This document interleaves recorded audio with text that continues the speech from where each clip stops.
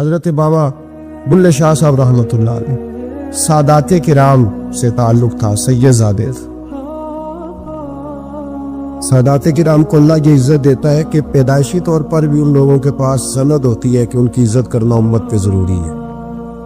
تیری نسل پاک میں ہے بچہ بچہ نور کا، تو ہے نے نور تیرا سب گھرانہ نور کا، یہ ان کو فضیلت ہوتی۔ بابا صاحب فرماتے میرے پاس فضیلت تھی، عظمت تھی، میں سید زادہ تھا اور گیلانی سید غوث اعظم کی اولاد، لیکن آپ فرماتے مجھے پتا تھا کہ اندر سے میں خالی ہوں۔ ہمارے زمانے میں کچھ برادریاں ایسی ہیں جن کو ہم لوگوں نے بڑا بنا دیا ہے، وہ بڑے بن گئے ہیں، نیچے اترنے کو تیار نہیں۔ اور میں اکثر کہا کرتا ہوں کہ یہ زیادتی دونوں طرف سے ہوتی ہے۔ اصل مجرم وہ نہیں جو اپنے آپ کو بڑا جانتا ہے، اصل مجرم وہ ہے جو اپنے آپ کو چھوٹا سمجھتا ہے، وہ اصل مجرم۔ تو اس زمانے میں سادات کرام کی بڑی عزت تھی، بڑا نام تھا۔ بابا صاحب کہتے ہیں میرے گھر میں پیری مریدی تھی، ابا جی بھی پیر، دادا جی بھی پیر، پردادا جی بھی پیر، سارے پیر تھے، لیکن میں جب اپنے دل پہ نظر ڈالتا تھا تو خالی تھا معاملہ، شے کوئی نہیں تھی پاس۔ ہاتھ چموا لینا، نذرانہ لے لینا بات ٹھیک ہے، لیکن نہ علم نہ معرفت، کوئی شے نہیں۔ اور فرماتے میں نے جب پلٹ کے دیکھا نا، پورے علاقے پہ نظر ڈالی تو ایک درویش بابا، ایک سادہ بابا سائیں عنایت قادری، جس کی کوئی بڑا نام نہیں، کوئی بڑی برادری نہیں، اور کام اس کا کیا ہے، رمبا لے لیتا اور سارا دن کھیتوں میں محنت کرتا، لیکن جب مغرب ہوتی تو اس بابے کی مجلس سجتی، اور کہتے ہیں جب ایک دفعہ وہ اللہ ہوں کہتا تو اس کی ساری داڑھی آنسوؤں سے بھر جاتی، اور جب عشاء کے بعد وہ حضور پہ درود پڑھنا شروع کرتا تو لگتا یہ کہ یہ سادہ نہیں پڑھ رہا، یہ مصطفیٰ کی زیارت کر کے درود پڑھ رہا۔ فرماتے ہیں میری ساری برادری کو پتا تھا کہ اس کے پاس معرفت ہے، لیکن مسئلہ یہ ہے کہ ہم سید ہیں، مہرائی ہیں، اب وہاں جائیں بت توڑیں کیسے، ٹوٹتا ہی نہیں، بہت بڑی مصیبت، کیسے ٹوٹے گا؟ لوگ کہیں گے تو مولوی کے پاس جاتا ہے، تو یہ ہو گیا ہے ساری زندگی گناہ کرتے رہو، ظلم کرتے رہو، ہمیں تانے کا ڈر نہیں۔ درویش کے پاس جائے تو لگتا ہے کوئی تانا دے گا کہ ادھر چلا گیا، تو کدھر چلا گیا؟ جے کر یار دے نام دا ملے میں نہ انہوں چولی پا لے یہ پنجے سٹیے نہ، تو یہ کرنار دے نام دی ملے سولی چوٹا چوٹ لے یہ پچھاٹیے نہ۔ بابا صاحب کہتے ہیں میں روز اپنے آپ سے جنگ کرتا کہ جاؤں کہ نہ جاؤں۔ 2 4 5 لوگوں سے میں نے مشورہ کیا تو کہنے لگے تو سیدوں کو بدنام کرے گا، اب تو سادات کو بدنام کرے گا کہ سید ہو کے کسی کے دروازے پہ جاتا ہے۔ بابا صاحب کہتے ہیں ایک دن لڑتے لڑتے میں تھک ہی گیا، میں چلا ہی گیا، میں نے کہا نہیں، اندر کا بت توڑوں گا تو بات بنے گی۔ کہتے قصور کا میں رہنے والا تھا اور مجھے سمجھانے کے لیے اچ شریف سے جہاں کے آپ رہنے والے تھے، جو پچھلا علاقہ تھا، وہاں سے بڑے بزرگ بلائے گئے کہ بلے شاہ کو سمجھاؤ۔ کہتے ہیں وہ بابا جی جب آئے تو میں پہچان گیا برادری کے، قبیلے کے، علاقے کے بڑے۔ میں نے ان کے قریب گیا تو وہ نہیں مجھے جانتے تھے، بزرگ تھے، میں تو جانتا تھا نا، تو مجھے کہنے لگے بیٹے کون ہو؟ تو میں نے کہا حضور میری تو پہچان ہی کوئی نہیں، میری تو کوئی پہچان نہیں، آپ بتائیں آپ کون ہیں؟ تو کہنے لگے ایسی اچھیرے ساڑی ذات اچھیری، کیونکہ اچ شریف اچ رہنے ہیں، تو اب تو بتا۔ تو بابا صاحب کہنے لگے ایسی قصوری تے ذات بھی قصوری، کیونکہ ویچ قصور دے رہنے ہیں، وہ جو چھوٹے تو اپنا قصور مانتے، ہاں جے کوئی سانو اچھا مل جائے تے نیوے ہو بھینے ہیں، بات ختم ہو۔ بابا صاحب رحمت اللہ علیہ کو بڑا سمجھایا۔ بابا جی کہنے لگے حضور میں کیا کروں؟ میں جب اس درویش کے پاس جاتا ہوں تو مجھے رب یاد آتا ہے، یا میں اس کے پاس جاتا ہوں تو میرے من کی میل کچیل دھو ڈالتا ہے، اور میں اس کی مجلس میں بیٹھا ہوتا ہوں تو لگتا ہے کہ مدینے والا رسول بھی مجھے مسکرا کے دیکھ رہا ہے۔ میری مجبوری ہے، میرے وہ جو اندر کے باطن کے میل ہے نا اس نے دھو ڈالے، اور کہا حضور آپ تو کہتے ہیں اس کے پاس نہ جاؤ، میرا تن تو گھر میں ہوتا ہے، میرا من اسی کے پاس رہتا ہے۔ بادشاہ کے کچھ سپاہی تھے جو مٹکے اٹھا کے جا رہے تھے، اور مٹکے تھے شراب کے بھرے ہوئے، مٹکے اٹھا کے جا رہے تھے۔ حضرت سید محمد موسیٰ جنگی دوست رحمت اللہ علیہ بھی قریب سے گزرے۔ یہ کیا ہے بھائی؟ بدبو سے سمجھ تو گئے، تصدیق کے لیے پوچھا کیا ہے؟ انہوں نے کہا جناب یہ بادشاہ کا سامان لے کے جا رہے ہیں۔ آپ تو جڈے والی گاڑی کو ویسے نہیں نہ پوچھ سکتے، سوال ہی نہیں پیدا ہوتا۔ آپ چونکہ جمہوری لوگ ہیں، آپ نے تو بس دفتر بنانا ہے، جب الیکشن ہوگا نا اپنے دروازے کے سامنے سارے محلے سے لڑائی لینی ہے کہ ووٹ میرے آکے دیں، پھر ٹھیک 1.5 مہینے کے بعد سجدہ صاف بھی کر جاتے ہیں، بندہ غلط سی میں نے پتہ ہی نہیں لگا۔ تو یہ پہلے سوچنا تھا تھوڑا سا، ایسے ہی بلا وجہ الیکشن تو روز کبھی کبھی آئے گا، تو ہم نے ایک جگہ تو روز رہنا، ایک دوسروں سے جھگڑے کرنا اور معاذ اللہ تعالیٰ غیبتیں کرنا، عزتیں اچھالنا، یہ مسلمان کا شیوا نہیں ہے۔ حضرت غوث پاک کے والد نے پوچھا کیا لے کے جا رہے ہو؟ بادشاہ کا سامان ہے جی۔ ہاتھ میں ڈنڈا تھا، 3 مٹکے تھے شراب کے بھرے ہوئے، زور سے ایک ایک ڈنڈا مٹکوں پہ مارا تو مٹکے ان کے سروں پہ ٹوٹ گئے۔ بادشاہ سلامت، ہم سارے تقریباً بادشاہ سلامت ہوتے ہیں، یہ کسی کی جرت ہے مطلب میرے گھر کے معاملے میں مداخلت کرے ہو، پھر بادشاہ ہو؟ لوگوں نے جا کے بڑی غیبتیں کی، بڑی بڑی کہانیاں سنائی۔ اس نے تو توڑ دیا جی مٹکے آپ کے، نے کوئی حال نہیں چھوڑا۔ تو بادشاہ کہنے لگا بلاؤ سید موسیٰ پاک، جنگی دوست رحمت اللہ علیہ کو بلا لیا۔ تو کہنے لگے بادشاہ تمہیں پتا تھا مٹکے کس کے ہیں؟ آپ فرمانے لگے پتا تھا مجھے۔ کہا کیوں توڑے؟ فرمایا اس لیے توڑے کہ مجھے تیرے اوپر رحم آ گیا تھا، تو اگر شراب پیے گا تو دوزخ میں جلے گا، مجھے رحم آیا تھا میں نے توڑ ڈالے۔ تو کہنے لگا آپ کون ہیں؟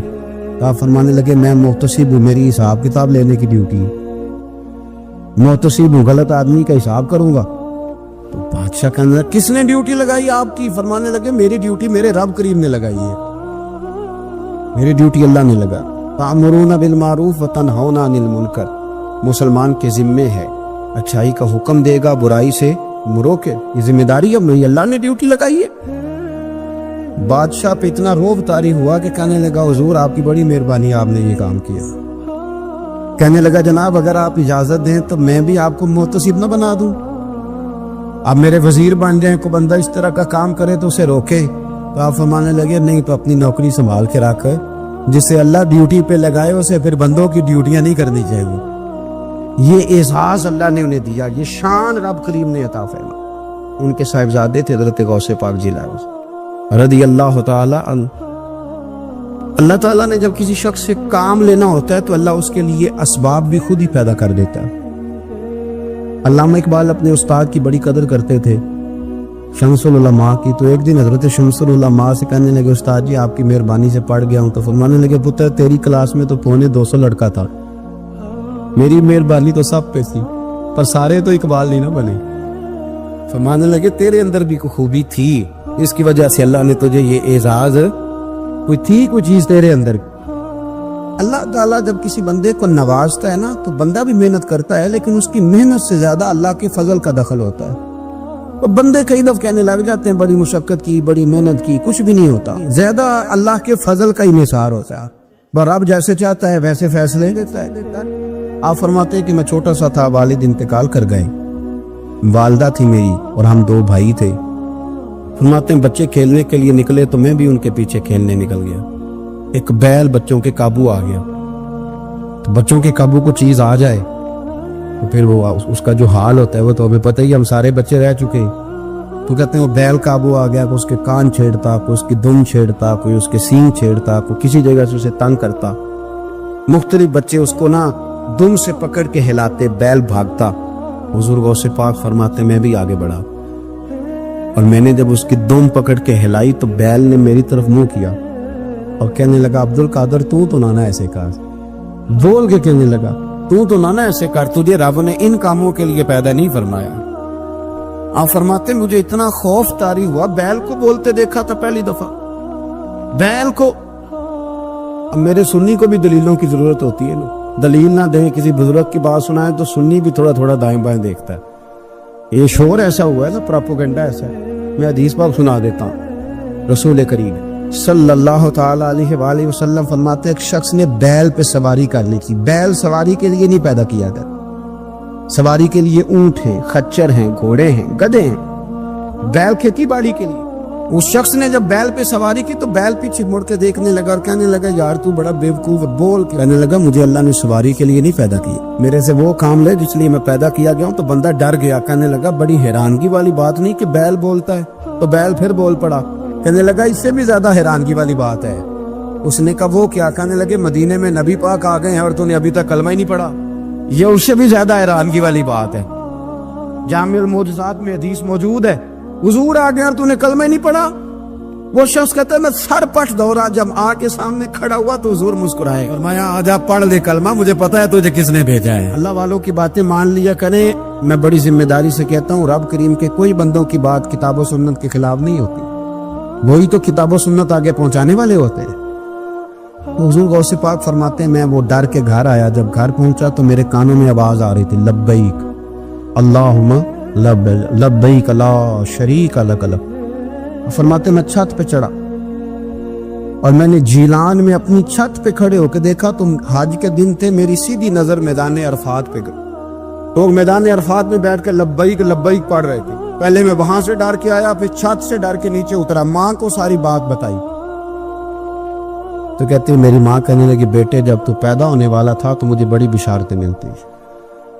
फरमाते माँ ने ना खोला बक्सा सिंदूक तो 80 दिनार निकाले। फिर मैं पुत्र तुम दो भाई हो और तुम्हारा बाप कुल जागीर 80 दिनार छोड़ गया, 80 40 तुम्हारे 40 तुम्हारे भाई की। फरमाया बेटा एक बात का ख्याल रखना, मैं और तू तुम्हारा बाप कोई नहीं, भाई छोटा है, मैं पीछे नहीं आ सकता। ये 40 दिनार ले जा, जा बगदाद चला जा, जाके तालीम हासिल कर, बेटे मैं पहुंच नहीं सकती, ख्याल रखना। गौस पाक फरमाते हैं 12 साल मैंने तालीम हासिल की यारो, मैंने पत्ते भी खाए और खुद आपका फरमान मौजूद है। फरमाते हैं ऐसी सख्तियां भी देखी, ऐसी सख्तियां भी देखी कि पत्थर और पहाड़ों पे गुजरती तो शायद पिघल जाते, लेकिन मैंने अपने नबी का दीन पढ़ा। अब तो पीर के घर में जो पैदा होता है वो इल्मे लदुन्नी वाला होता है। तो अफसादा पुत्र है, ओ खुदा के बंदे सबर कर। अगर गौसे पाक हसनी हुसैनी सैयद होके बकायदा फट्टी पे बैठ के पढ़ते, तू किस पीर का मुरीद हो गया जिसे इल्म ही कोई नहीं, जो जाहिल आदमी है। ये जरूरी है, उलूम दीनिया जरूरी है, इसके बगैर काम नहीं चलता। और गौसे पाक रदी अल्लाह ताला अन्हु की आप पूरी जिंदगी पढ़ के देख लें, गौसे पाक तमाम औलिया के इमाम है सारी जिंदगी। गौसे आजम से किसी ने पूछा आपने सबसे ज्यादा दीन का काम किस तरह किया, तो फरमाते हैं तकरीर के जरिए। अब तकरीर करने वाला मौलवी होता है और तवीर देने वाला सुभान अल्लाह। गौसे पाक रदी अल्लाह ताला अन्हु फरमाते हैं मैंने दीन का सारा काम किस जरिए से किया है। हफ्ते में 3 जलसे करते थे और 70-70 हजार का मजमा होता था और बगैर लाउड स्पीकर के तकरीरें होती थी। और फरमाते हैं जैसी समझ पहले बंदे को आती थी वैसी आखिरी वाले को आती थी। लोगों ने कहा हुजूर ये करम कैसे हुआ? फरमाने लगे मैंने जब तालीम हासिल कर ली तो बोलना आता ही नहीं था, तो मैं बड़ा परेशान एक दिन सो गया तो ख्वाब में रसूल करीम का दीदार नसीब हुआ। इनने फरमाया तेरे तू वाज किया कर, तेरे वाज से लोगों को फायदा होगा। या रसूलल्लाह मैं अजमी बंदा हूँ, लोगों के सामने कैसे बात करूंगा? तो हुजूर ने फरमाया मुंह खोलना जरा। कहते मैंने मुंह खोला तो महबूब ने 7 दफा लुआबे दहन डाला मेरे मुंह में। आप फरमाते हैं फिर बोलता मैं था, असर कोई और पैदा कर देता। हुजूर गौसे पाक रदी अल्लाह ताला अन्हु ने 40 साल दीन का काम किया। सुबह के वक्त फिका का दरस देते थे, फजर के बाद कुछ देर कर नाश्ता करते सो जाते, फिर आके मदरसे में पढ़ाते बाकायदा बच्चों को। गौसे पाक रदी अल्लाह ताला अन्हु की सीरत पर आप सारी किताबें पढ़ लें, सारी किताबें लो, मैंने भी बड़ा ही दावा कर दिए, यानी सारी किताबें जितनी अब तक छपी हुई है सारी पढ़ लो, कहीं नहीं मिलेगा कि हम गौसे पाक के आस्थाने पे गए। गौसे पाक किसी बंदे ने ये नहीं कहा हम गौसे पाक के आस्थाने पे गए, गौसे पाक के दरबार पे गए। सब ने यही लिखा है कि हम हुजूर गौस पाक के मदरसे में गए। हमारे ना मदरसों में सबक तकसीम होते हैं, साल जब शुरू होता है ना तो सबक तकसीम होते हैं। हमारे मदरसे में भी तकसीम करते हैं हमारे मौलाना। आप हदीस पाक पढ़ाएंगे, फलाना उस्ताद मंतक पढ़ाएगा, फलाना फलसफा पढ़ाएगा, फलाना ये सबक तकसीम होता है, फलाना कुरान, फलाना हदीस, फलाना फिका। तो गौसे आजम के मदरसे के जो नाज़िम तालीमात है वो कहने लगे हुजूर सबक बांटना है तो आपको कौन कौन सा सबक दे दें, कौन कौन सा पीरियड पढ़ाएंगे? तो आप फरमाने लगे नहीं पीरियड रहने दो। हुजूर फिर फरमाया इस तरह करो लायक लायक बच्चे तुम रख लो और नलायक सारे मुझे देखो, मैं जानू और नलायक जाने, नलायक सारे मेरे। गौसे पाक रदी अल्लाह ताला नलायक सारे रख लिए, कुंद ज़ेन اور حضور غوث پاک ان کو اسباق پڑھایا کرتے، ان پر محنت کرتے۔ فجر کے بعد فقہ کا درس، 10 بجے مدرسے کی کلاس، زور کے بعد حدیث پاک کا درس، مغرب کے بعد تفسیر بیان کرتے۔ بان ظلموں جو کرے فقیری، وہ کافر مرے دیوانہ۔ اور عشاء کی نماز کے بعد ہفتے میں 3 جلسوں سے خطاب، اور یہ سارے کام کر کے نا تو پھر بھی غوث اعظم جب دنیا چلی جاتی تو وضو کر کے مصلی پہ بیٹھ جاتا، اور 40 سال بیت گئے، ساری رات اللہ کی بارگاہ میں عبادت کرتے۔ 40 سال حضور غوث پاک کو اللہ نے بڑا اعزاز دیا، کتابیں لکھی، ڈیوٹی کی، محنت کی، کوشش کی پوری دنیا میں۔ میں پہلے بھی بتا چکا ہوں، پھر بتاتا ہوں، یہ جو صلاح الدین ایوبی کا بہت نام لیتے ہیں نا، بہت بڑے مجاہد تھے۔ صلاح الدین ایوبی کے ساتھ 70,000 کی فوج تھی، سارے کے سارے غوث پاک کے مرید تھے۔ صلاح الدین ایوبی نے حضور غوث پاک کی زیارت نہیں کی، پر تعلیم غوث پاک کے مدرسے میں حاصل کی۔ اس کو بڑا شوق ہو نا کتابیں دیکھنے کا، وہ میرے پاس آئے، میں دکھاؤں گا انشاءاللہ تعالی۔ صلاح الدین ایوبی حضور غوث پاک کے مدرسے کا طالب علم ہے۔ یہ آپ کے ملک میں 2-3 دن سے رٹا چل رہا ہے، وکیلوں کا، ڈاکٹروں کا، کل سے یونیورسٹی کا بھی چل گیا ہے۔ یہ لڑائی کسی مولوی 2 گروپوں میں ہوئی ہوتی نا، چلو نام بولو، میں نے تو پتہ ہے اگلی گل جائے، کسی مولویوں کے 2 مدرسوں میں ہوتی نا تو جو طوفان اٹھنا تھا نا ہر چوک میں، مولوی لڑاندے بڑا نہیں کہ بڑی۔ میں نے دعوت دی تھی پرسوں، میں نے کہا جب وکیل مکمل تعلیم کر لینا اسے 2 سال مدرسے میں لاؤ، ہم اسے سکھائیں گے اٹھنا کیسے ہے، بیٹھنا کیسے ہے، ان کو لاؤ۔ اس لیے کہ ہم اپنی بات نہیں بتائیں گے، ہم بتائیں گے محمد عربی کی باتیں صلی اللہ علیہ۔ مہربانی کرو، مجھے کوئی شکوہ نہیں ان سے، کوئی کسی قسم کا نہیں، اس لیے کہ ہمارے ملک میں نا احتجاج کا کلچر پروموٹ کیا گیا ہے، ہم نے یہ ماحول بنا کے دیا ہے سڑک بلاک کرنے کا۔ یہ ہمارے قریب ایک گاؤں ہے تو روز ڈکیتیاں ہوتی تھی، بچہ بھی قتل، پولیس والے سنتے ہی نہیں تھے، ان بیچاروں نے روڈ بلاک کیا تو سب صحیح ہو گیا، اسی وقت سارا کچھ ہو گیا، اب پہرے داری بھی لگتی ہے، اب چوکیاں بھی قائم ہو گئی، سب کچھ ہو رہا ہے۔ مزاج بنا دیا ہم نے، یہ عدم برداشت ہے، یہ کلچر خطرناک ہے، یہ کلچر تباہ کرے۔ وکیل کوئی غیر نہیں، ہمارے اپنے بھائی ہیں، کون ہے وہ؟ ڈاکٹر کون ہے؟ ہمارے اپنے۔ یہ جو بچے یونیورسٹی میں لڑے کون ہے؟ ہمارے اپنے۔ ہم ان کو کاٹ کے نہیں پھینک سکتے، یہ کوئی دوسرے لوگ نہیں، سب کو ضرورت ہے ایک دوسرے کی، لیکن خدا را مہربانی کرو، معاشرے میں برداشت کا کلچر پیدا کرو، سکون کا کلچر پیدا کرو، سہنا سیکھو۔ سنو ایک بات کرتا ہوں، اللہ کرے کہ میں سمجھا سکوں، سارے فیصلے خود نہ کرو۔ اگر تمہیں نظر آئے نا کہ آپ کے ساتھ کہیں ناانصافی بھی ہو رہی ہے تو ساری عدالتیں دنیا میں نہیں لگنی، ایک قیامت میں بھی لگنی ہے۔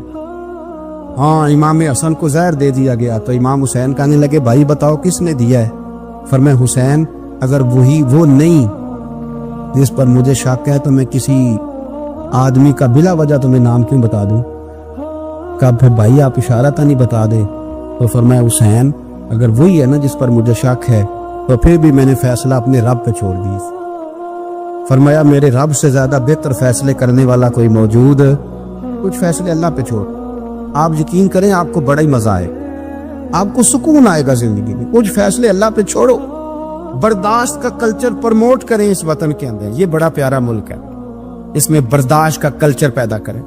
وکیل کو ہر وقت ڈاکٹر کی ضرورت، ڈاکٹر کو ہر وقت وکیل کی ضرورت ہے۔ ہم ایک دوسرے کے بغیر دیکھیں نا، میں نے آئین بھی رکھا ہوا ہے پاکستان کا، لیکن اس کے باوجود کوئی مسئلہ بن جائے تو میں کسی وکیل صاحب کو فون کرتا ہوں، میرے دوست ہے، میں پوچھتا ہوں کہ یار یہ مسئلہ ہے، اس کا کیا حال ہے؟ ہم مل کے رہتے ہیں معاشرے میں۔ برداشت کے کلچر کو پروموٹ کریں، پیار کریں، محبت بانٹیں، یہ وطن ہے، اس کو مل کے سنواریں گے تو انشاءاللہ تعالیٰ یہ رسول اللہ کے دین کا قلعہ بنے گا بڑا مضبوط۔ اس سے پیار کریں، مثبت غلط بات ہے تو اس کو آپ سمجھائیں، اس پر تبلیغ کریں، لیکن یہ نہ کریں کہ آپ عدم برداشت کا ماحول پیدا کریں۔ حضور غوث پاک رضی اللہ تعالیٰ عنہ دین کا ایک بات، اللہ والوں کے پاس لوگ دعاؤں کے لیے جاتے ہیں، کیوں جاتے ہیں؟ سنو، میرے ساتھ ایک شخص رہتا ہے، صبح سے شام تک میری ڈیوٹی کرتا ہے، نوکری کرتا ہے، خدمت کرتا ہے، گاڑی چلاتا ہے، یہ کرتا ہے وہ کرتا ہے۔ ایک صاحب ہے جو 3 سال کے بعد ملتے ہیں، وہ جو 3 سال کے بعد ملتے ہیں وہ شکوہ کرتے ہیں کہ پیر صاحب اس کی بات زیادہ مانتے ہیں۔ پیر صاحب اب کدھر جائیں؟ یہ سارا دن پیر صاحب کی مانتا ہے. نہیں سمجھ آ رہی ہے آپ کو بات؟ یہ مزاج ہے نا جی. ایک بندہ سارا دن دنیا داری کرے، مال کمائے، پتہ نہیں جھوٹ بولے، بڑا کچھ کرے، اور ایک اللہ کا ولی جو اپنا بنائے کچھ نہ، سارا دن رسول اللہ کی باتیں کرے، سارا دن اللہ کے دین کی خدمت کرے. اور بھائی وہ جب ہاتھ اٹھاتا ہے نا تو پھر اللہ اس کی بات کو قبول کرتا ہے. کچھ میرے خاص ہیں، کچھ تیرے خاص ہیں، تو کچھ رب کے بھی خاص ہیں. اور اس پر بھی میں پہلے آیت پڑھ لوں گا تاکہ دلیل مضبوط ہو جائے. اللہ فرماتے ہیں واللہ یختص برحمتہ من یشاء، فرمایا میں نے کچھ بندوں کو اپنی رحمت سے اپنا خاص بنا لیا. کچھ بندے اللہ کے تو بس اللہ کی بارگاہ میں وہ دعائیں کرتے ہیں تو اللہ قبول فرما لیتا ہے، اتر اللہ ہی دیتا ہے. لیکن اللہ کا ولی دعا تو کر سکتا ہے نا. اللہ کا ولی میری بات کی سمجھ آ رہی ہے؟ بیٹا کون دیتا ہے؟ اللہ. حضرت محدث اعظم رحمۃ اللہ علیہ کے پاس ایک شخص نے آ کے کہا دی ولی اللہ بیٹا دے سکتا ہے. آپ ماننے لگے ولی اللہ اللہ سے ملا سکتا ہے؟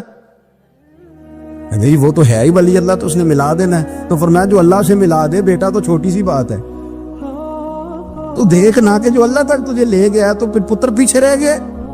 لیکن بیٹا دیتا کون ہے؟ بول کے بتائیں. بول کے اللہ دیتا ہے. دعا کون کرتا ہے؟ اللہ کا ولی دعا کر دیتا. بی بی آ گئی روتی ہوئی غوث پاک کے پاس، کہنے لگی 6 بیٹیاں ہیں. خامد اور سسر کہتے ہیں کہ 7ویں بھی بیٹی ہوئی تو طلاق دے دیں گے. تھوڑا سا اگر بندہ مالدار بھی ہو تو پھر وہ ہمارا دماغ جہاں مرضی چلتا ہے نا. یہ جہالت آج بھی بہت ساری جگہوں پہ پائی جاتی ہے. تہذیب سکھاتی ہے جینے کا سلیقہ، تعلیم سے جاہل کی جہالت نہیں جاتی. تو رو پڑی. حضور غوث پاک رضی اللہ تعالیٰ نے بلایا اس کے شوہر کو بھی اور سسر کو بھی. فرمایا یہ دیکھ یہ تو اللہ کے کام ہے، جس کو چاہے بیٹیاں دے، جس کو چاہے بیٹے دے. تو جو نہیں مانتے غوث پاک کی بھی نہیں مانتے. انہوں نے کہا جی نہیں جی میں تو نکاح کروں گا. چلے گئے تو غوث پاک کی بارگاہ میں وہ بیٹی اور اس کا باپ اور اس کی ماں پھر آئے، کہنے لگے حضور مہربانی فرمائیں. پھر اللہ کے ولیوں کے پاس ایک قوت ہوتی ہے جس کا نام مسلح ہے. مسلح بہت بڑی طاقت ہے، بہت بڑی. حضور نے فرمایا دعا صلاح المومن، فرمایا دعا مومن کا ہتھیار ہے. یہ مومن جب ہاتھ اٹھاتا ہے تو پھر عرش کا مالک دروازے کھول دیتا ہے کرم کے. حضور غوث پاک نے مسلح بچھا لیا اور رو پڑے، کہنے لگے مالک کریم اس بی بی کے دل میں کس نے بات ڈالی تھی کہ عبد القادر کے دروازے پہ جا. دیکھیں منانے کا انداز، منانا آتا ہے نا. اللہ کس نے اس کے دل میں بات ڈالی کہ عبد القادر کے دروازے جا؟ کس نے ڈالی؟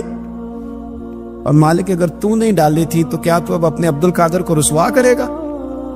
اگر تو نہیں بھیجا ہے کہ ادھر جا تو اب تو رسوا کرے گا. حضور غوث پاک رضی اللہ تعالیٰ نے دعا مانگ کے چہرے پہ ہاتھ پھیرے، بچی کے سر پہ ہاتھ رکھا، فرمانے لگے پتر جا، مجھے امید ہے اللہ نے 6 بیٹیاں دی ہیں تو 7 بیٹے بھی عطا فرمائے گا. تو بی بی کہتی ہے پھر رب نے فضل فرمایا اور 7 ہی بیٹے عطا فرمائے. پھر 7 ہی بیٹے رب کریم نے دیے. تو جو اللہ کی مان تھا پھر اللہ بھی اس کی. اس میں اختلاف کی کیا بات؟ یہ سادی سی بات. ایک بغداد کا سوداگر تھا، بڑا مالدار تھا. ایک دن اس نے بغداد کے سارے علماء اور مشائخ کی دعوت پکائی تو غوث پاک کے پاس بھی آیا، کہنے لگا حضور شام کا کھانا ہے. آپ نے اس کا چہرہ دیکھا تو وہ رو پڑا، کہنے لگا بغداد کے پیر انکار نہ کرنا. آپ نے فرمایا تو جا میں آؤں گا. شاگرد مرید کہنے لگے حضرت جی آپ بڑی مشغولیت تھی شام کو. فرمایا اتنا بڑا آدمی جب رو پڑتا ہے تو لگتا ہے بڑا مجبور ہے، چلیں گے. شام کو جب اس کے دروازے پہ گئے تو کھانا بھی اس نے چنا تو ساتھ اس نے ایک ٹوکرا ایک صندوق بھی لا کے رکھا، اوپر سے خالی. جب غوث پاک نے اٹھ کے دیکھا تو اندر اس سوداگر کا بیٹا، اس تاجر کا بیٹا، دونوں ٹانگوں سے معذور، دونوں ہاتھوں سے معذور، ایک ہی بیٹا اپاہج ہے. وہ تاجر رو پڑا، کہنے لگا حضور بڑی دنیا جانتی ہے بڑا مال ہے، پر جب تنہا بیٹھتا ہوں تو کھول کے روتا ہوں. وہ بے نیاز ہے نا، ساری زندگی کے بعد ایک بیٹا دیا تو وہ بھی اپاہج ہے. حضور بال سفید ہو گئے. لوگوں کی اولاد بڑھاپے کا سہارا بنتی ہے. میں بوڑھے وقت میں اس کو اٹھا کے پیشاب پخانے کے لیے لے کے جاتا ہوں. بغداد کے عبد القادر سنا ہے جب تو دعا مانگتا ہے تو رب قبول فرما لیتا ہے.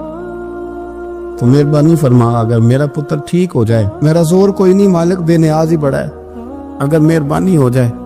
تو غوث پاک نے پھر مصلی بچھایا, مصلی بچھا کے کہنے لگے مالک تو اپنے بندوں کے دل میری طرف کیوں موڑتا ہے, اور اگر موڑتا ہے تو پھر رحمت کی نظر فرما, بندہ نوازی فرما.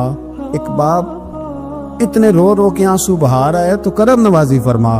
حضور غوث پاک نے ابھی چہرے پر ہاتھ نہیں پھیرے کہ بچہ اللہ اکبر کہتا ہوا صندوق سے باہر نکل آیا. غوث پاک جیلانی رضی اللہ تعالیٰ عنہ تقریر کر رہے تھے تو بارش آ گئی. 70,000 کا مجمع, اور بغیر سپیکر کے تقریر, اور جیسی سمجھ پہلے بیٹھے آدمی کو آ رہی ہے ویسی آخری کو بھی آ رہی ہے. بارش آ گئی, بارش, اور جل تھل می برسنے لگا. تو غوث پاک تقریر کرتے جا رہے ہیں, ہلکے بھی ادھر ادھر نہیں ہوئے, بس 2 جملے کہے تقریر روک کے, کہنے لگے اللہ تو دلوں کے حال تو جانتا ہی ہے, اگر یہ بندے میں نے اپنے لیے اکٹھے کیے ہیں تو بھگا دے سارے, اور اگر تیرے لیے اکٹھے کیے ہیں تو پھر بھی تیری مرضی ہے.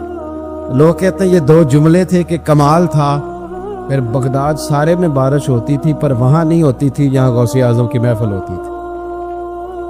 پھر نہ بادل بھی ذرا ہٹ کے برستا تھا کہ یہاں سے ہٹ کے برسو, یہاں شیخ عبد القادر جیلانی لوگوں کو مصطفیٰ کا دین پڑھا رہے, ہٹ کے گزرتا تھا. آپ نے واعظ فرمایا, تبلیغ فرمائی.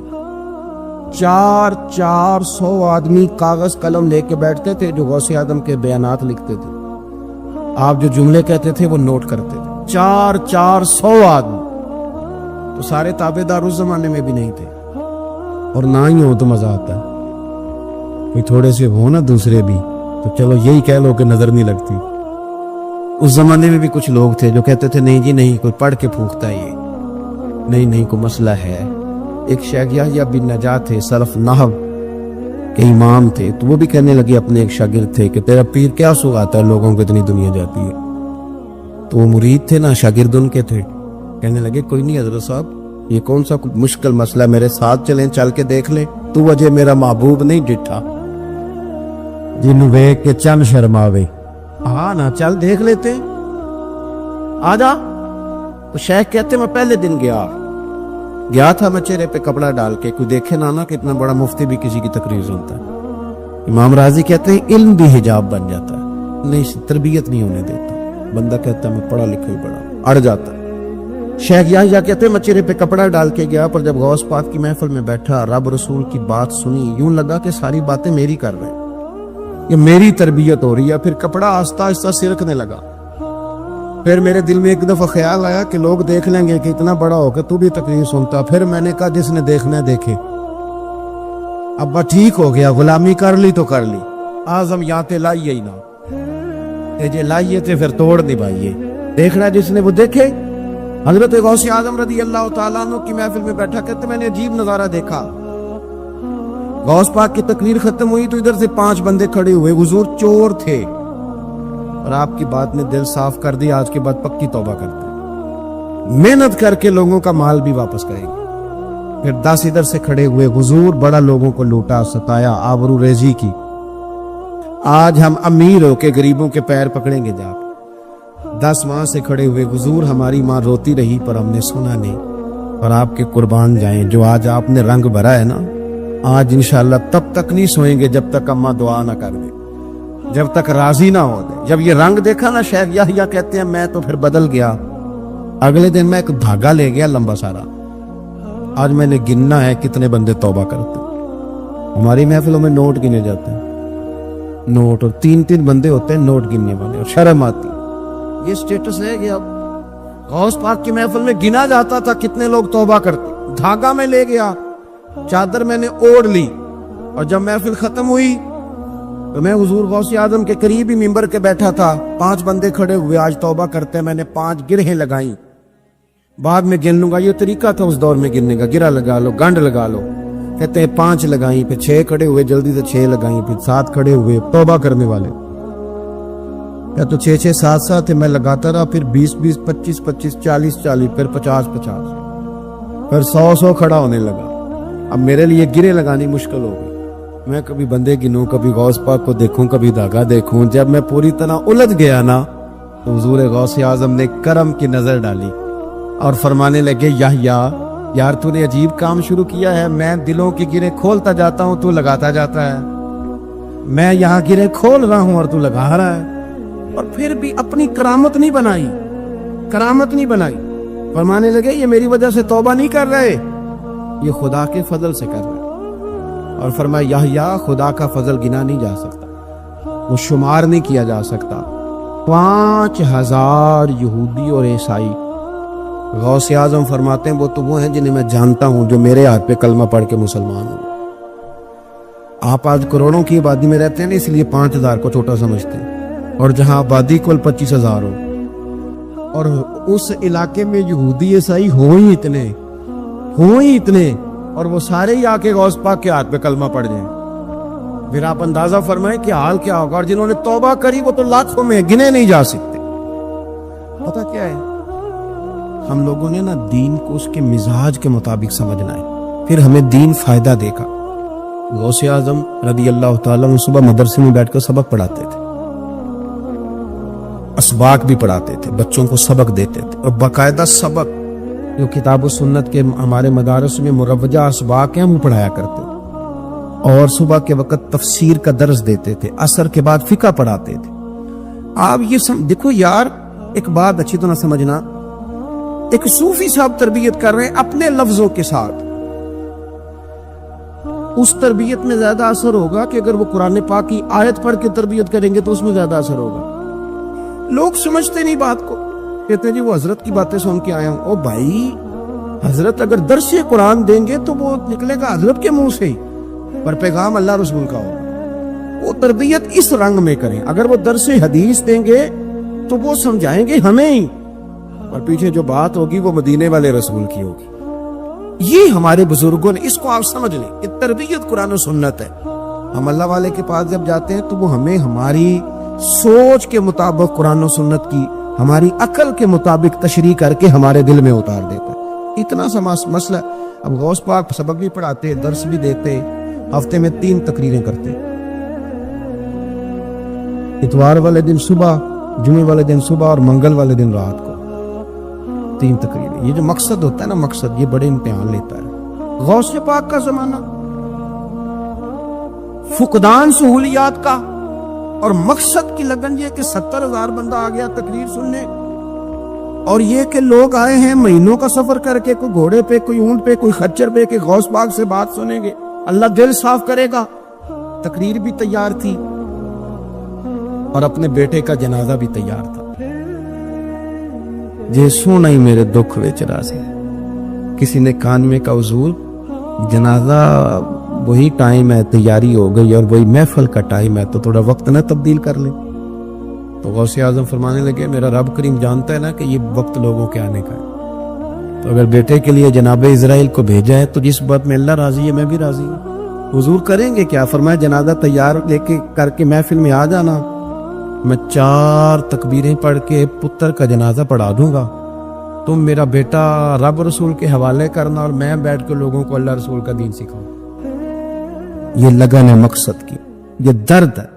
اس درد میں لپیٹ کر جب لوگوں کو دین پڑھایا جاتا ہے نا، تو پھر وہ تقریریں نہیں ہوتی، پھر وہ دین روحوں تک اتر جاتا ہے. اس درد کے اندر جب لپیٹ کر حضور غوث پاک نے یعنی ممبر سے اترے اور بیٹے کا جنازہ پڑھایا، پھر ممبر پہ بیٹھ گئے، پھر رسول اللہ کا دین، اور زندگی ساری دین پڑھا، اور ساری زندگی پیغام دی، اور اللہ کے بندوں سے پیار کی. امام علی مقام آرام سے مسجد نبی میں بیٹھے تھے، زمانہ پوری دنیا سے جاتا تھا، ہاتھ چومتا تھا، قدموں میں بیٹھتا تھا. اتنے بڑی عظمت والی بھی کوئی شخصیت ہوگی جس کے رگوں میں رسول اللہ کا خون دوڑتا ہے، جسے حضور اپنی زبان مبارک اس طرح وہ چوسا کرتے تھے جیسے عرب کے لوگ پیاس کے عالم میں کھجور چوسا کرتے تھے. اتنا بڑا بھی کچھ شخص تھا، لیکن جب دین پہ کڑا وقت آیا تو حسین نے مسجد کی خطابت نہیں بچائی، آستانہ نہیں بچایا. امام علی مقام نے کہا کوفہ لٹتا ہے تو لٹتا رہے، دمشق میں فساد ہوتا ہے تو ہوتا رہے، وہ ملک شام کی بچیاں رو رہی ہیں تو روتی رہیں کہ ہم پہ یزید قابض ہو گیا، میری مسجد آباد ہے، کافی ہے نا. امام حسین نکلے اور نکل کے کہنے لگے جنت البقیع والی جگہ پہ کھڑے ہو کے یا رسول اللہ میں جا رہا ہوں اور آپ کے لیے جا رہا ہوں، اس لیے کہ مجھے اس شام کو بچانا ہے جس شام میں رسول اللہ کا کلمہ پڑھنے والے لوگ بستے ہیں. मुझे कूफा दमिश्क मिस्र के लोगों को बचाना है, ना तेरे करम के खजीने की खैर हो, मैं जा रहा हूं तेरे मदीने की खैर हो। निकल खड़े हुए इमाम अली मकाम, मैदान में निकले, किसके खिलाफ? बोले कौन था? यजीद मुसलमान था। उस वक्त तक तो सबने मुसलमान लिखा है, जिसने काफिर कहा शहादत इमाम हुसैन के बाद कहा। जुर्म क्या था? मेरी गर्दन झुक जाती है जब मैं ये बात करता हूं, ईमानदारी से कह रहा हूं, जोश खिताबत नहीं, मेरी गर्दन झुकती है जब मैं ये लफ्ज अदा करता हूं। इमाम अली मकाम उस शख्स के खिलाफ निकले, सारे खुतबे इमाम हुसैन के पढ़ के देखो। इमाम हुसैन ने फरमाया यजीद शराबी है, शराबी मुसलमानों का हुक्मरान हो सकता? आप ना बोलें बेशक, पर बात तो सच्ची है ना। इमाम हुसैन ने फरमाया शराबी को वोट दिया जा सकता? फरमाया रंडियों का नाच देखता है जो मुजरे देखे, जो रंडियों के नाच देखे वो मुसलमानों का हुक्मरान हो सकता? इमाम हुसैन मैदान में निकले और 18 साल के अली अकबर से लेकर 6 महीने का अली असगर दे दिया, लेकिन शराबी को बर्दाश्त, बेहया को बर्दाश्त तू मैं कैसे करते? दोस्ती कातल से भी, मकतूल से याराना भी, अपनी जेब से फ्लेक्स से छुपा के जालिमों जाबरों बदमाशों को वोट देते हो। इमाम हुसैन को तेरी देख की जरूरत है जो तू 10 मुहर्रम पे पकाता है, चावलों की जरूरत है जो तूने 9 मुहर्रम को पकाए। उनको उस बिरयानी की आदत थी जो तूने पकाई है। मेरे घर में फलां MNA MPA साहब आ गए थे, इमाम हुसैन के घर के अंदर यजीद ने पैगाम भेजा, उसने कहा जैसे कहोगे कर लूंगा, इतने पैसे कहोगे दे दूंगा, जितनी मस्जिदें कहोगे बनवा दूंगा, जितने इदारे कहोगे तमीर हो जाए, मुझे ना छेड़ो। आपने फरमाया ना, मस्जिद मदरसे उस वक्त आबाद रहते हैं जब हुक्मरान सही होते हैं, और जब हुकूमतें गलत होती हैं तो फिर मसाजिद आबाद, फिर मदारस की आबादकारी हो ही नहीं सकती। मैं दीन में नया रखना खोल दूं? इमाम अली मकाम खड़े हुए, पर मैं क्या करूं? हुकूमत क्या करूं? हुकूमत से क्या कहूं? अगर मेरी मिल्लत के अपने जवान के मोबाइल में रंडियों का नाच हो तो 10 मुहर्रम को तो इमाम हुसैन करबला में तड़प जाते होंगे। अगर 9-10 मुहर्रम को जो निकला इमाम अली मकाम की बात करने के लिए, वो नौजवान अगर सिगरेट का, शराब का, बदमाशी का आदी हो तो हजरत अली असगर कहेंगे ना मेरी कुर्बानी का क्या बना? वो तो निकले थे उरियानी और फाशी के खिलाफ, और अगर मिल्लत का जवान रोज चौक में खड़े होकर लड़कियों को ताड़ता हो तो हजरत अली अकबर तो अपनी कब्र में रोते होंगे कि ये इस कौम के लिए जान दे दी जो आज यजीदी तरीकों पे अमल कर रही है, जो सारी रात गंद देख के सोती है, जो सारी रात बेहयाई, फाशी और उरियानी में लगी रहती है।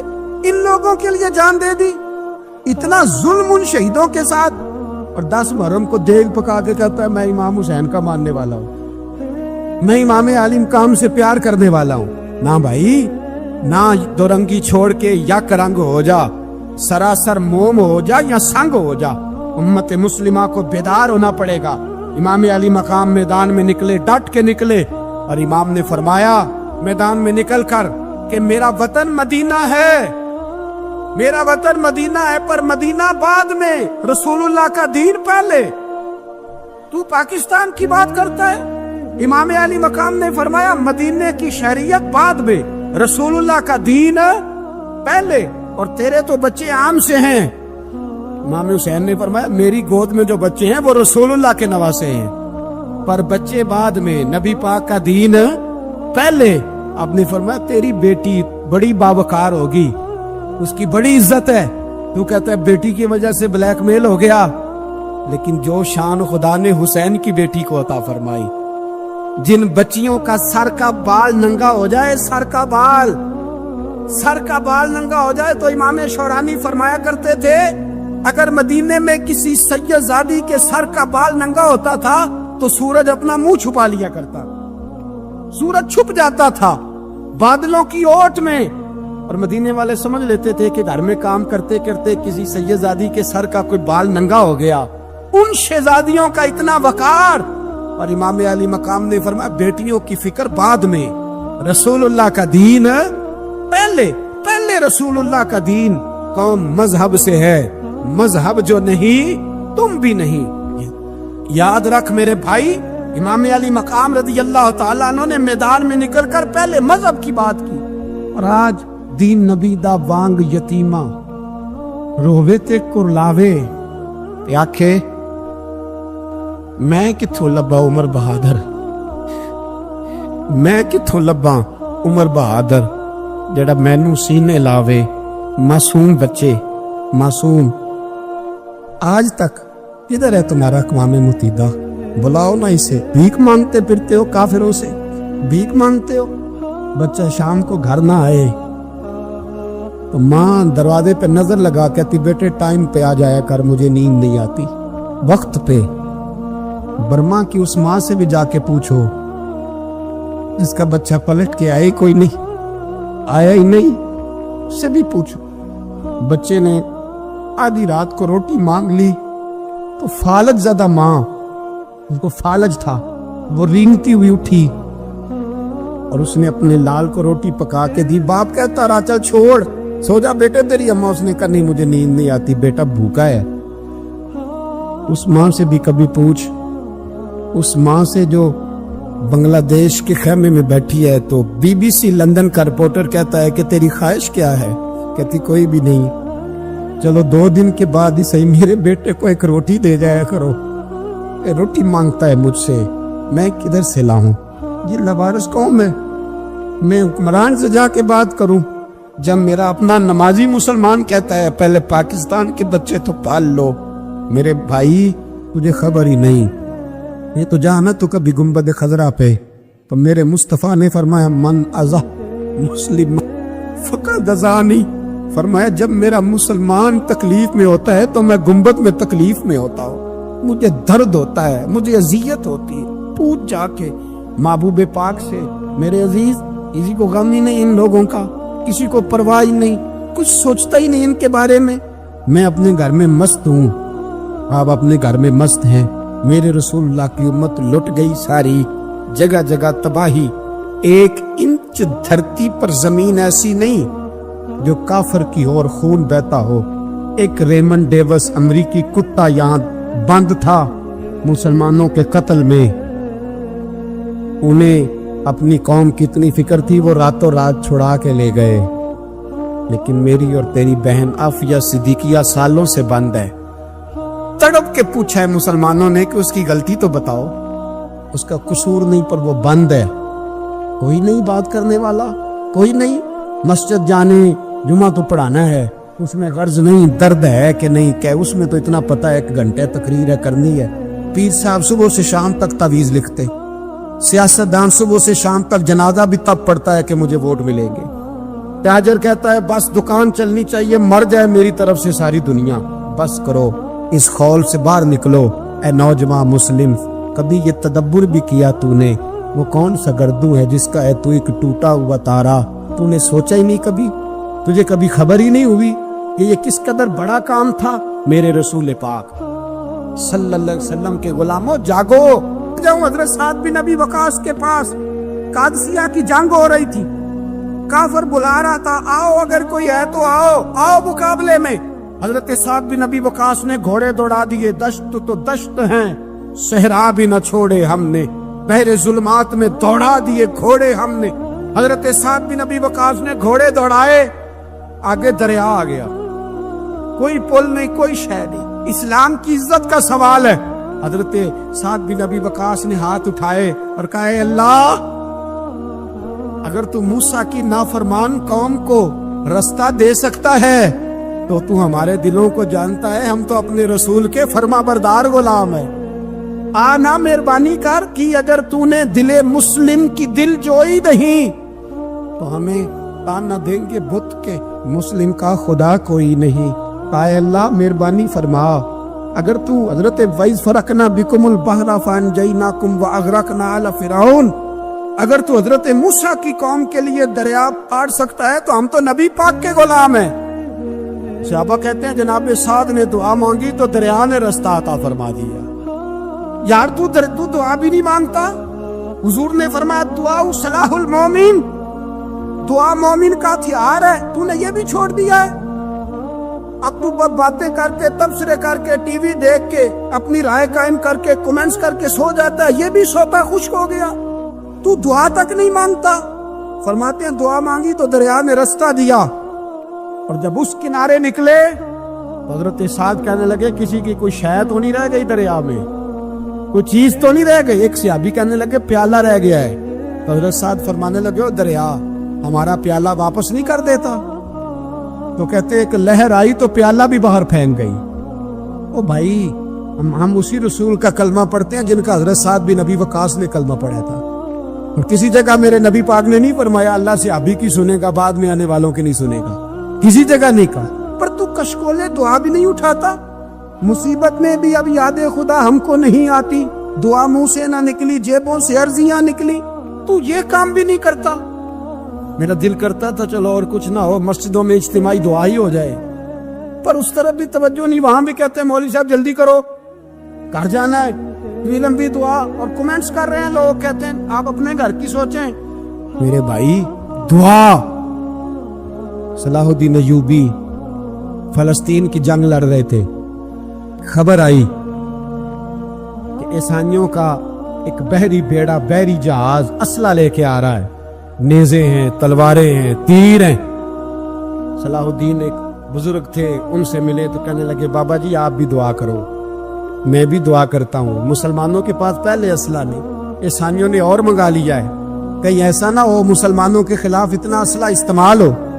یہ بات کہی، بابا جی کو دعا کا کہا، خود مسجد اقصیٰ میں ساری رات روتے رہے۔ صلاح الدین ساری رات، ہمارا حکمران جسے ربنا آتنا فی الدنیا پوری نہیں پڑھنی آتی، اور اب تو ایسے پیر آ گئے میدان میں جو سورہ فاتحہ سیدھی نہیں سنا سکتے الا ماشاءاللہ۔ ساری رات صلاح الدین ایوبی روتے رہے۔ وہ بزرگ کہتے ہیں میں بھی کونے میں تھا، پر جس درد سے اس نے دعا مانگی میں نہیں مانگ سکا۔ سویرے خبر آئی کہ دشمن کا وہ بحری بیڑا جو اسلحہ لے کے آ رہا تھا دریا میں غرق ہو گیا ہے۔ صبح خبر آئی تو وہ شخص ایک آگے بابا جی سے کہنے لگا بابا جی وہ بحری بیڑا دریا میں غرق ہو گیا، تو بابا جی رو پڑے، کہنے لگے دریا میں غرق نہیں ہوا، صلاح الدین ایوبی کی آنسوؤں میں غرق ہو گیا ہے، اس کے آنسوؤں میں غرق ہو گیا ہے، اس نے رب سے دعا ہی ایسی مانگی اس کے آنسوؤں میں۔ تو دعا بھی نہیں مانگتا میرے بھائی مسلمانوں کے لیے، تو دعا بھی نہیں مانگتا۔ امام حسین میدان کربلا میں تھے، ایک راوی کہتا ہے 3 دن پانی بند رہا ہے، روٹی بند رہی ہے، اور قرآن پاک کی تلاوت 1 منٹ کے لیے بھی بند نہیں ہوئی، دعا اور التجا 1 منٹ کے لیے بھی بند۔ حسین کے خیمے سے یہ آواز بار بار آتی رہی، یا اللہ استقامت بھی دے اور صبر بھی عطا فرما۔ دعا کا رستہ بند، تلاوت بند نہیں ہوئی، اللہ کی بارگاہ میں سجدے بند نہیں ہوئے، چھوڑ دیا۔ تو دعا تک نہیں مانگتا، دعا تو انقلاب برپا کر دیتی ہے، دعا تو حالات بدل دیتی ہے، دعا تو تبدیلی لے آتی ہے۔ کوئی بیٹھا ہوا مجھے دور دعا دیتا ہے، بس دعا دیتا، فقط دعا دیتا ہے۔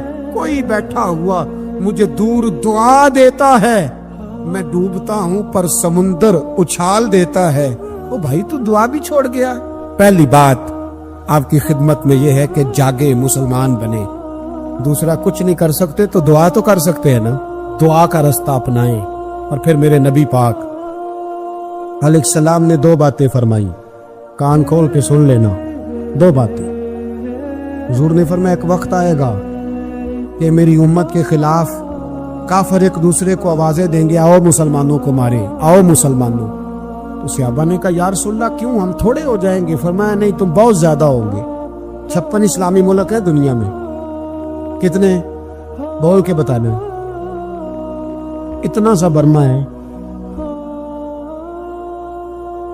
کسی غیر مسلم کا کتا مر جائے تو یہ چیخ پڑتے ہیں، اور یہاں کہتی ہے اقوام متحدہ کہ جی وہ ہمیں داخل نہیں ہونے دے رہے، تو بند کرو پھر سلامتی کونسل، تحلیل کر دو، اقوام متحدہ ختم کرو۔ اگر تمہاری کو سنتا نہیں تو بنائی کیا ہے؟ صرف مسلمانوں کو پریشرائز کرنے کے لیے، اور ہمارے مسلمان بھیک مانگتے پھرتے، کہتا ہے کہا ہے ہم نے اقوام متحدہ سے۔ اب تم اپنے لیے کافر سے بھیک مانگو گے، کافر سے بھیک مانگو گے؟ میرے عزیز نبی پاک علیہ السلام نے فرمایا کافر ایک دوسرے کو بلائیں گے مسلمانوں کو مارے، یا رسول اللہ ہم تھوڑے ہوں گے، فرمایا بہت زیادہ ہوں گے. تو حضور کیا ہوگا؟ فرمایا تمہیں وہن ہو جائے گا. یا رسول اللہ وہ کیا ہے؟ فرمایا دنیا سے پیار ہو جائے گا، مرنے کو دل نہیں کرے گا دنیا سے. اور مرنے کو اس وقت سمجھ لینا کافر تم پہ حاوی ہے. میں اپنا اندازہ کروں، آپ اپنا کریں. مجھے دولت سے کتنا پیار ہے اور آپ کو کتنا پیار ہے. جھانک کے سنیں یہ لفظ رسول پاک کے صلی اللہ پہلے ہی حضور نے فرمایا جب تجھے دنیا سے پیار ہو جائے، دولت سے پیار ہو جائے، اقتدار سے پیار ہو جائے، اور جب تجھے موت بری لگنے لگے، تیرا مرنے کو دل نہ کرے، پھر کافر تیرے اوپر چڑھ آئے گا. آج دولت ہی تو رہ گئی ہے، باقی بچا کیا ہے؟ میں اکثر کہتا ہوں شادیاں نہیں ہوتی، تجارتیں ہوتی ہیں. لڑکی والے کہتے ہیں یہ لڑکا زیور کتنا ڈالے گا، لڑکے والے کہتے ہیں لڑکی جہیز کتنا لائے گی. تجارت، ہر جگہ دولت، ہر جگہ پیسہ، ہر جگہ سرمایہ. جہاں جس معاشرے میں تلاوت بکے، نعت بکے، تقریر بکے، اس سے زیادہ اور تباہی کا معاملہ کیا ہوگا؟